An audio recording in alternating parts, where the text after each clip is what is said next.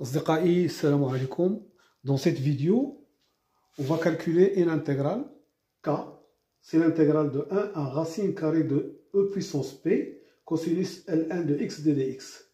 Alors, une fois on a calculé ça, on va déduire cette intégrale i qui est égale à l'intégrale de 1 à racine carrée de e puissance p cosinus carré de ln de x sur 2 d de x. Alors, on va d'abord commencer par k et on va calculer en utilisant une intégration par partie, ou bien je crois c'est deux intégrations par partie. D'accord? Alors donc, on va poser u égale cosinus ln de x et v' égale à 1. Donc, u', ça va être, ça c'est le composé de deux fonctions. Donc, c'est le dérivé de ln de x qui est 1 sur x fois la dérivée de cosinus appliquée à ln de x. La dérivée de cosinus, c'est moins sinus. Donc, on va avoir ici moins sinus appliqué à ln de x. D'accord? Ça, c'est la dérivée de composé. Et v, ça va être x. Donc, k c'est égal à uv, u fois v, donc x cosinus ln de x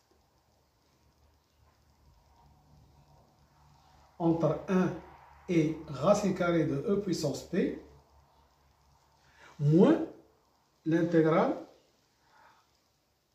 de ça fois ça. Alors 1 sur x avec x, ça va nous donner 1, et moins avec moins ici, ça va nous donner plus. D'accord? Et qu'est-ce qui reste? Sinus ln de x. d de x. Entre 1 et racine de e puissance p. Voilà. Donc ici, si vous remarquez que cette intégrale, si on fait une autre intégration par partie, d'accord, on va trouver un cosinus. Donc on va revenir à k. Alors d'abord, k ici, on va l'appliquer ça en racine carrée de e puissance p. Ça va nous donner racine carrée de e puissance p, cosinus ln de racine carrée de e puissance p, moins, en 1, c'est cos ln de 1, plus ça.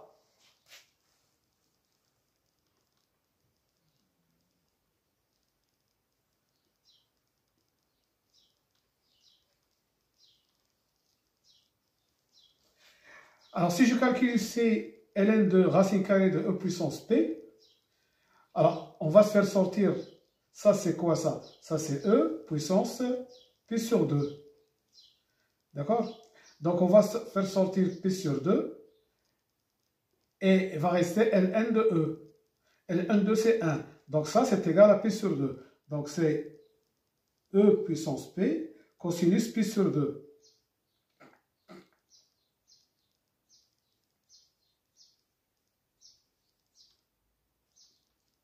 Je répète, ça c'est E à la puissance P à la puissance 1,5. Donc c'est E puissance P sur 2.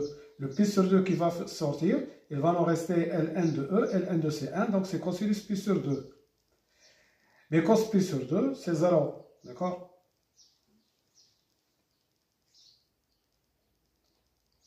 Moins cos Ln de 1. Ln de 1 c'est 0, donc cos 0 c'est 1, donc moins 1. Donc ici, on va avoir cos p sur 2, c'est 0. Donc, il va nous rester moins 1. Voilà.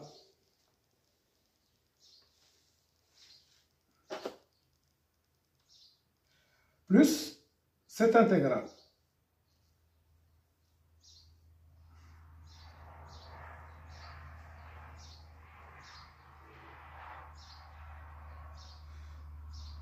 Alors, ça, c'est k. Je répète, on a calculé ça en racine carrée de e puissance p et moins en 1. Nous avons trouvé moins 1. Alors, on va calculer maintenant cette intégrale en utilisant une autre intégration par partie. On va prendre u sinus ln de x et V' égale à 1. Donc, ce qui va nous donner U', c'est la dérivée de sinus de ln de x, c'est 1 sur x. Puis la dérivée de sinus appliquée, c'est cosinus ln de x, appliqué à ln de x. Et V, c'est égal à x. Donc, K,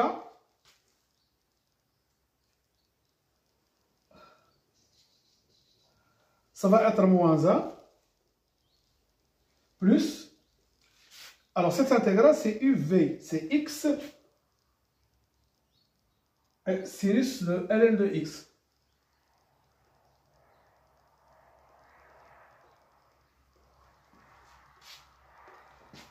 Alors ça c'est entre 1 et racine de e puissance p moins l'intégrale de u'v. Donc moins l'intégrale de 1 à racine de e puissance p cosinus ln de x d de x. Donc nous avons k égale moins 1 plus, alors ça appliqué à racine carrée de e puissance p, on va avoir racine carrée de e puissance p sinus ln de racine carrée de e puissance p moins, alors en 1, on va avoir x sinus ln de 1 et moins, ça c'est k. Ça c'est k. Donc je vais transporter ce moins k ici, je vais avoir 2k égale à moins 1 plus, alors ça appliqué à ça, donc on a ici ln de e puissance p sur 2, c'est p sur 2, d'accord, parce que ln de e c'est 1, et sinus p sur 2 c'est 1, donc on va avoir racine carrée de e puissance p, racine carrée de e puissance p sinus ln de racine carrée de e puissance p, ici c'est e puissance p sur 2, d'accord, ça c'est e puissance p sur 2, et ln de e puissance p sur 2, le p sur 2 qui va sortir, on va avoir ln de e c'est 1, et sinus de p sur 2 c'est 1, moins, ici ln de 1 c'est 0, sinus 0 c'est 0, donc ça c'est 0, voilà, ça c'est 0, et le moins k qui est ici, nous l'avons transporté ici, donc ce qui nous donne k égale moins 1,5 plus racine de e puissance p sur 2. Voilà, donc nous avons trouvé k. Voilà. Donc pour trouver k, nous avons utilisé deux intégrations par partie. D'accord? Alors une fois on a calculé k, comment on va faire pour trouver i? Alors j'ai deux méthodes à vous donner ici. La première, remarquez que nous avons dans cette intégrale un cos carré. Cos carré de ln de x d de x. Alors l'idée c'est de faire appel à une autre intégrale j dans laquelle il y a sinus carré de ln de x sur 2 d de x. G, c'est l'intégrale de e de 1 jusqu'à racine de e puissance p de sinus carré de ln de x sur 2. Et qu'est-ce que je vais faire? Je vais calculer E plus J. I plus J. C'est l'intégrale de 1 à racine de E puissance pi, cos carré plus sinus carré. Cos carré de ln de x sur 2 plus sinus carré de ln de x sur 2 d de x. Et alors ça, je sais que c'est égal à 1. Donc I plus J, c'est égal à l'intégrale de 1 à racine carrée de E puissance P de 1 d de x. Donc c'est égal à x et le primitif de 1 c'est x compris entre 1 et ça.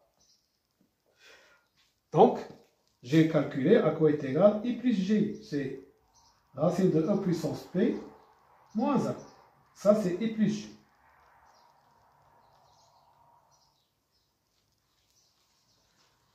Et maintenant, je vais calculer I moins J. I moins J.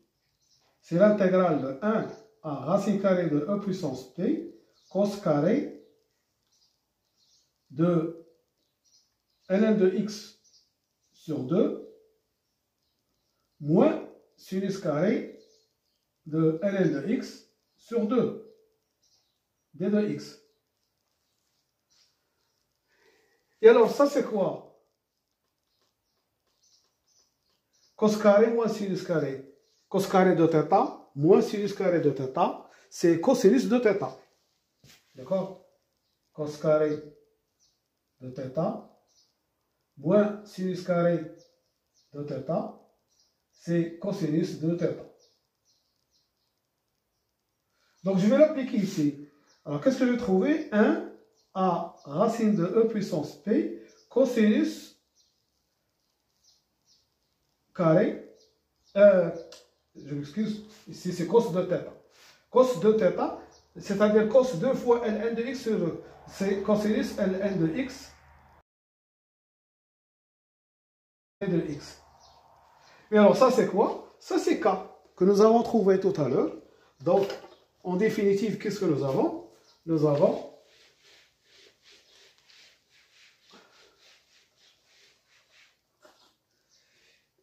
I plus I moins J égale à K. Mais K, c'est déjà calculé, c'est moins 1 demi plus racine de E puissance P sur 2. Et nous avons I plus J. I plus J, c'est racine de E puissance P moins 1. Donc, pour calculer I, ça, je fais la somme. 2i, ça plus ça, i plus i, ça fait 2i, égale moins 1 demi moins 1, ça fait moins 3 demi. Et ici, racine de e puissance p sur 2 plus, ça fait 3 sur 2, racine de e puissance p. Donc, ce qui donne i égale moins 3 sur 4 plus 3 sur 4, racine de e puissance p. Ce qui donne, je peux mettre 3 sur 4 en facteur de racine carrée de e puissance p moins 1.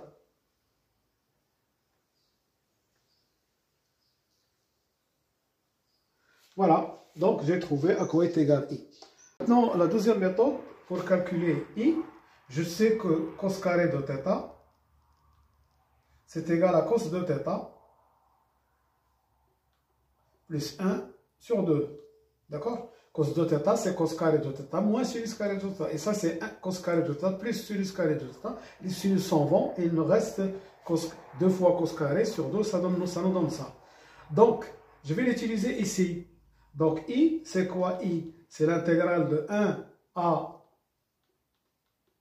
racine carrée de e puissance p, cosinus de θ. θ ici, c'est ln de x, donc c'est ln de x sur 2, donc c'est ln de x, plus 1, d'accord, tout ça sur 2, que je vais écrire comme ça. Alors ça, c'est i égale 1 demi de ça, c'est-à-dire 1 demi de k, plus 1 demi l'intégrale de 1 à racine de e puissance p d de x. Et alors, k, je sais à quoi est égal. Donc c'est 1 demi, facteur de moins 1 demi, plus racine de e puissance p sur 2, plus 1 demi. Et ça, c'est 1 demi de 1 à racine carrée de e puissance p de x, c'est racine carrée de e puissance p moins 1. Alors, je vais avoir maintenant 1 demi de 1 demi fois ça, c'est 1 quart plus 1 demi. Donc ça fait 1 quart plus 1 demi. 1 demi c'est 2 quarts. Ça fait 3 quarts de racine de e puissance p.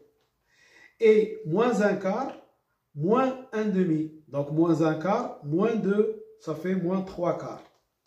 Si je mets 3 quarts en facteur, je vais avoir e puissance p, racine carrée de e puissance p, moins 1. Voilà, donc j'ai calculé ici i très rapidement, d'accord, en utilisant cette formule. Voilà, donc je vous remercie de votre attention et à bientôt pour une autre vidéo, Inch'Allah. Slama.